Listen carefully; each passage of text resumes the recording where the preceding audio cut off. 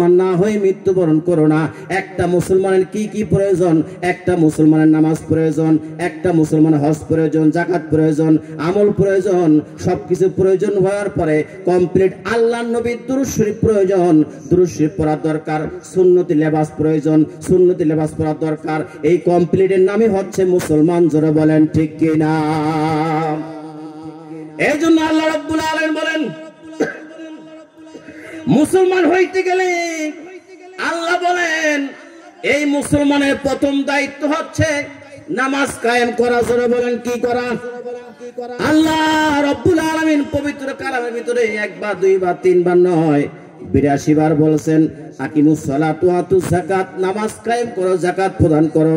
এই নামাজ কায়েম করতে হবে, নামাজ সমাজে প্রতিষ্ঠিত করতে হবে, নামাজ পড়তে হবে।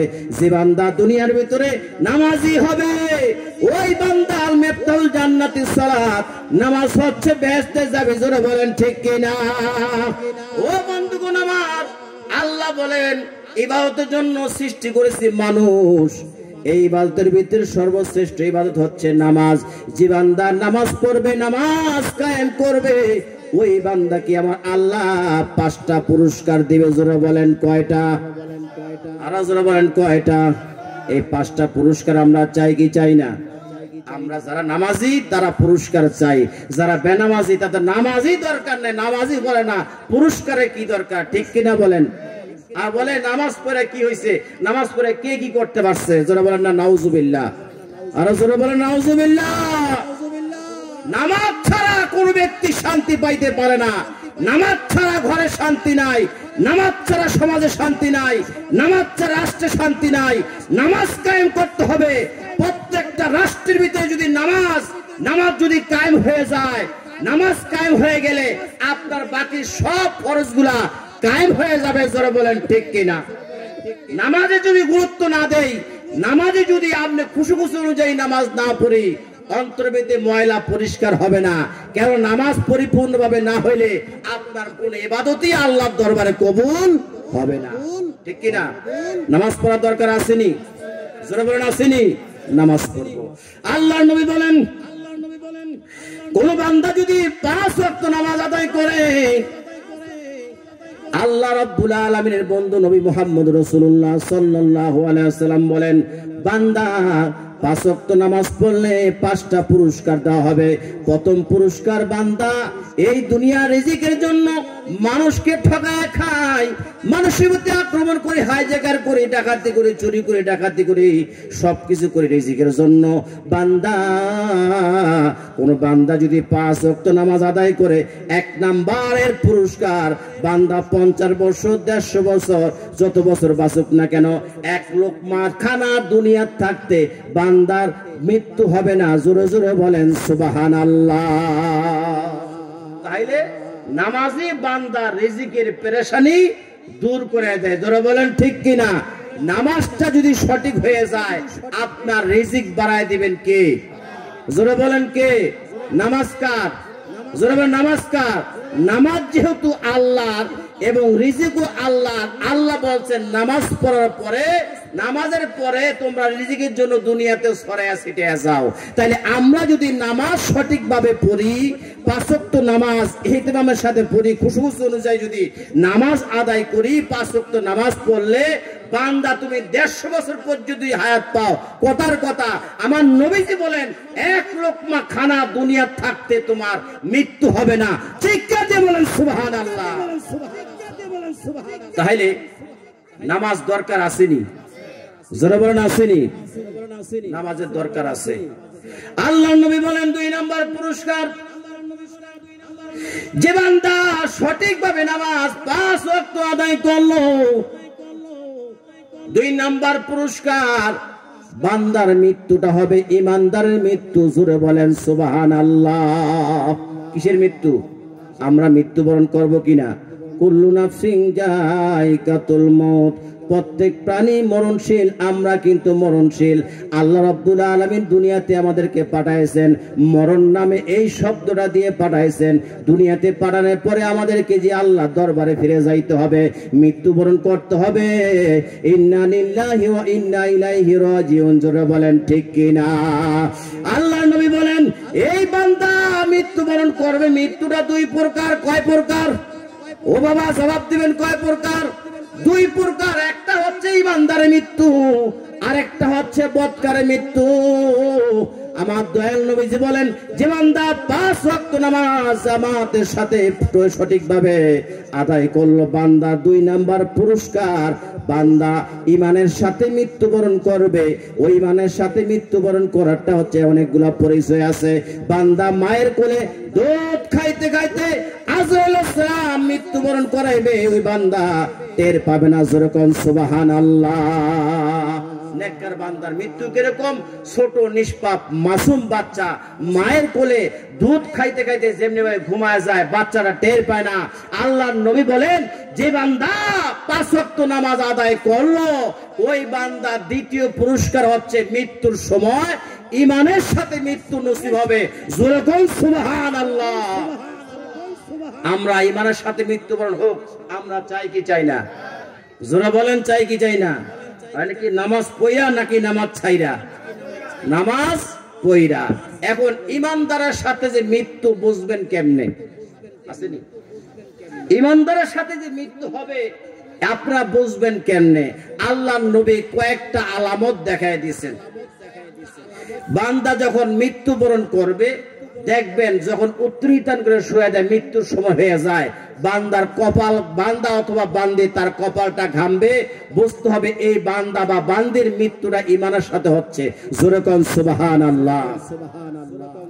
বান্দা যখন নামাজের শুরুতে মৃত্যুবরণ করে ইমানের সাথে মৃত্যু, বান্দা ওয়াজ মাহফিলে প্যান্ডেলে আইসা মৃত্যুবরণ করে, মনে না অনেকে? আল্লাহ নবী এই নিদর্শনগুলো আজ থেকে 1000 বছর আগে আমাদেরকে জানায় গেছেন। ইমানের সাথে মৃত্যুবরণ করার কয়েকটা আলামত আছে, কয়েকটা আলামত আছে। কয়েকটা আলামতের ভিতরে এটা একটা আলামত।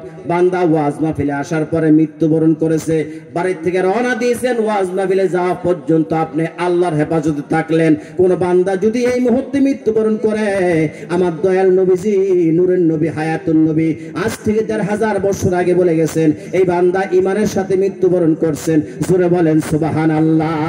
কোন বান্দা যদি পানিতের ভিতরে ডুবে মৃত্যুবরণ করে, আমার নবীজি বলেন ইমানদারের সাথে মৃত্যু। যেরকম সুবহানাল্লাহ। এগুলো হচ্ছে মৃত্যুর আলামত। এই বান্দা, এগুলা হচ্ছে নেককার বান্দা এসে মৃত্যুবরণ করার আলামত। কোন বান্দা যদি কোরআন তেলাওয়াত করতে অবস্থায় এই অবস্থায় মৃত্যুবরণ করে, দয়াল নবীজি বলেন এই বান্দা নেককার বান্দা এসে মৃত্যুবরণ করেছে। কোন বান্দা যদি পানিতে ডুবে আগুনে পুড়ে, কোন বান্দা যদি এই অবস্থায় মৃত্যুবরণ করে, আল্লাহর নবী বলেন এই বান্দার মৃত্যুটা হচ্ছে ইমানদারের মৃত্যু। যেরকম সুবহানাল্লাহ। আল্লাহর নবী এরকম ভাবে কয়েকগুলা নিদর্শন জানাই গেছেন। কোন বান্দা দেশ মুক্ত রক্ষা করার জন্য পাহারাদার, বর্ডার গার্ড, বিজিবি যারা পাহারা অবস্থায়, ডিউটি অবস্থায়, দেশ রক্ষা করা অবস্থায় যদি মারা যায়, আল্লাহর নবী বলেছেন এই বান্দা নেককার বান্দা এসে মৃত্যুবরণ করেছেন। যেরকম সুবহানাল্লাহ। আর যেই বান্দা মৃত্যুবরণ করেছে নেককার হিসাবে, ওই বান্দার কবরে আযাব হবে না। যেরকম সুবহানাল্লাহ। তাইলে 2 নাম্বার পুরস্কার কি? যে বান্দা কি করে? 5 ওয়াক্ত নামাজ আদায় করে। 2 নাম্বার পুরস্কার, মৃত্যুর সময় তার ইমানের সাথে মৃত্যু নসিব হবে। জোরে বলেন সুবহানাল্লাহ। আল্লাহর নবী বলেছেন যে বান্দা মৃত্যুর কথা দৈনিক 20 বার, কয়বার? আওয়াজ দিয়ে এখন কয়বার?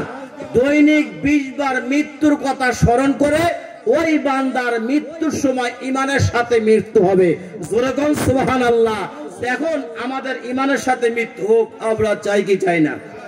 তাইলে ইমানের সাথে মৃত্যু হইতে চাইলে এই সমস্ত আলামত যার ভিতরে বিদ্যমান আছে, বিদ্যমান থাকবে, মৃত্যুর সময় ওই বান্দা ইমানের সাথে মৃত্যুবরণ করবে। কবরের আযাব আমার আল্লাহ হটাই দিবে। জোরে বলেন সুবহানাল্লাহ। কবরের আযাব মাফ হোক আমরা চাই কি চাই না? আরো জোরে বলেন চাই কি চাই না?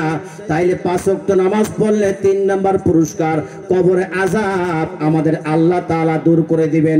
যেই কবর কাউকে ছাড়বে না, এই কবরকে প্রশ্ন করা হয়েছিল, যে কবর দেখলে জান্নাতের সার্টিফিকেট পাইছেন হযরতে ওসমান গনি। জোরে বলেন কে?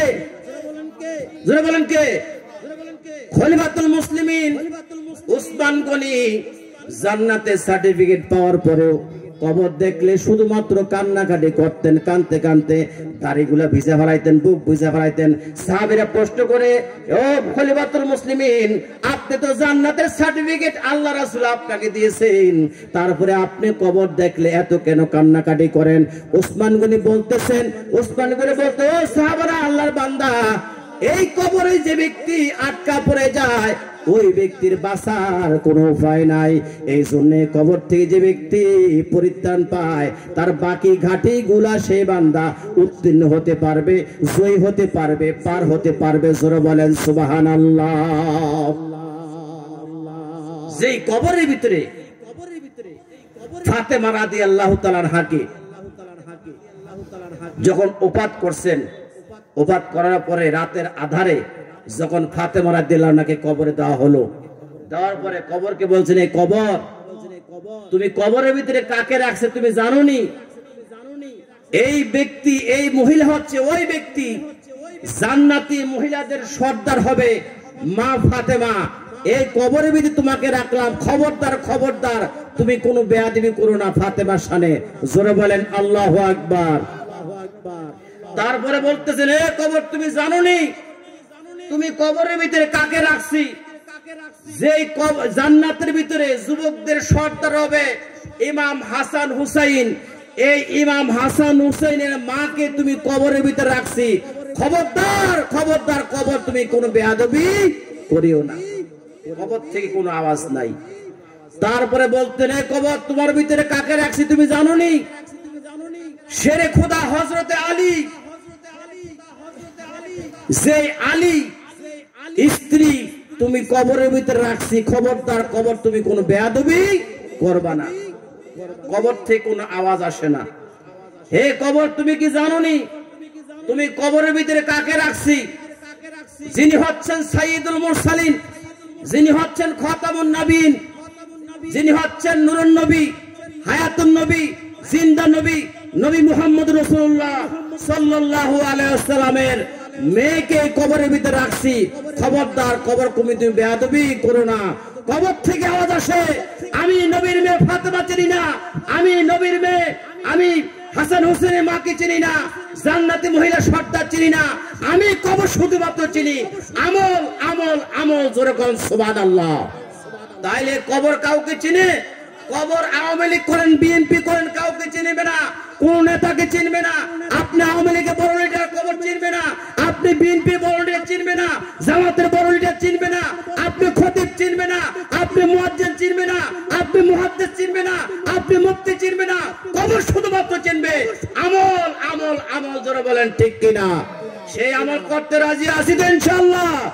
আল্লাহর নবী বলেন, যে বান্দা 5 ওয়াক্ত নামাজ আদায় করবে, 3 নাম্বার পুরস্কার, বান্দার কবরে আযাব আল্লাহ রাব্বুল আলামিন নামাজের বিনিময়ে তাকে উঠায় দেওয়া হবে। জোরে বলেন সুবহানাল্লাহ।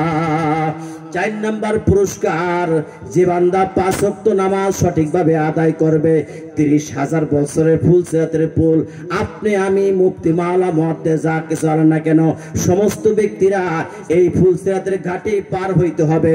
এই ফুলসিরাতের পুরো অপর পৃষ্ঠে আছে জান্নাত। আপনাকে আমাকে এই ফুলসিরাতের পুল 30,000 বছরের রাস্তা। আল্লাহর নবী বলেন, যে বান্দা 5 ওয়াক্ত নামাজ যত্ন সহকারে আদায় করেছে, এই তামামের সাথে আদায় করেছে, বান্দা 30,000 ফুলসিরাতের পুল পার হইতে লাগবে, চোখের পলকে ওই বান্দা পার হয়ে যাবে। জোরে কোন সুবহানাল্লাহ। 30,000 বছরের পর আপনি নামাজের কারণে, নামাজ পড়ার কারণে আল্লাহ নবী বলেন আল্লাহ পাক চতুর্থ পুরস্কারটা দিবেন, বিজলির আকারে 30,000 বছরের ফুলসিরাতের পুল পার হইতে পারবো। কিসের বিনিময়ে? কথা কয় না, কিসের বিনিময়ে? নামাজের বিনিময়ে। জোরে বলেন ঠিক কিনা? সে নামাজ পড়তে রাজি আছি তো ইনশাআল্লাহ? আল্লাহ নবী বলেন 5 নম্বর পুরস্কারটা হচ্ছে, বান্দা যদি 5 ওয়াক্ত নামাজ ইহতিমামের সাথে আদায় করে, সঠিকভাবে আদায় করে, বন্ধু 5 নম্বর পুরস্কার হচ্ছে, দেখবেন 4টা পরীক্ষার ভিতরে আপনি আমি উত্তীর্ণ হয়েছি, 4টা পরীক্ষার ভিতরে আপনি পাস করেছি, আমি পাস করেছি। এইবার আল্লাহ রব্বুল আলামিন ডাইন হাতে আমলনামা দিবে, 5ম পুরস্কার। ডাইন হাতে আমলনামা দিয়া বলবেন, বান্দা এই সার্টিফিকেটটা পাওয়ার জন্য, তুই দুনিয়াতে অনেক কষ্ট করেছো, দুনিয়াতে খাইয়া না খাইয়া ইবাদত করেছো, খাইয়া না খাইয়া দান সদকা করেছো। আজকে সেই তোমার ইবাদত, আজকে দুনিয়ার ভিতরে তোমার জন্য এই জান্নাতের সার্টিফিকেট অর্জন করেছে। নাও এই জান্নাতের সার্টিফিকেট লইয়া ওই যে জান্নাতের 8টা দরজা খোলা আছে, যেই দরজা দিয়ে মনে চায় সেই দরজা দিয়ে তুমি জান্নাতের ভিতরে প্রবেশ করো। জোরে বলেন সুবহানাল্লাহ। দুনিয়াতে আপনাকে খাইতে মনে চাইছে, খান নাই। এই খানার টাকাটা আপনি আল্লাহ রাস্তায় দান করে দিয়েছেন, মসজিদ মাদ্রাসা দিয়েছেন, কম করে খাইছেন। দান সদকা করার কারণে অন্তরটা আল্লাহর জান্নাত পাওয়ার জন্য পাগল হয়ে আছে।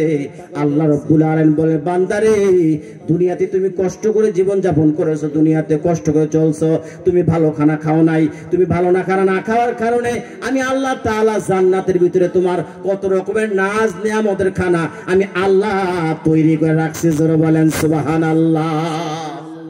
এই জান্নাতের ভিতরে ঢুকলেন, 5ম পুরস্কার, নামাজের বিনিময়ে 5ম পুরস্কার।